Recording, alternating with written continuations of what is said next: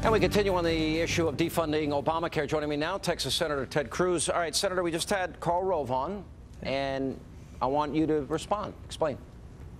Well, Sean, it's great to be with you. I will say I enjoyed your and Karl's revisiting the Battle of Gettysburg. Yeah. And I will say this, I'm no military historian, but I'm pretty certain that you lose 100% of the battles that you begin by surrendering.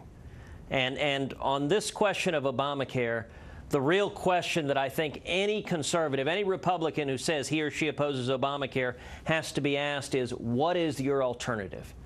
Because on January 1, Obamacare is kicking in full force. The exchanges are kicking in, the subsidies are kicking in, and the Obama administration's plan is simple. They want to get as many Americans hooked to the subsidies, hooked to the sugar, and addicted. And as you noted with Karl, we have never undone a major entitlement that has been wound into effect. So this is right now, on the continuing resolution, our best opportunity, and it may well be our last opportunity to defund it. What is your response to, you need 41 votes or 51 votes?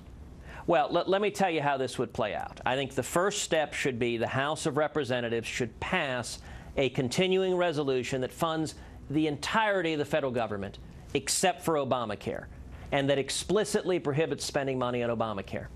The next step is that would go over to the Senate, and we know how this game plays out. We've seen it before. Harry Reid and President Obama would scream and yell, those mean, nasty Republicans are threatening to shut down the government. And at that point, we've got to stand up and fight and win the argument. We've got to make the case and say, no, we have voted to fund the federal government. We want to fund the federal government.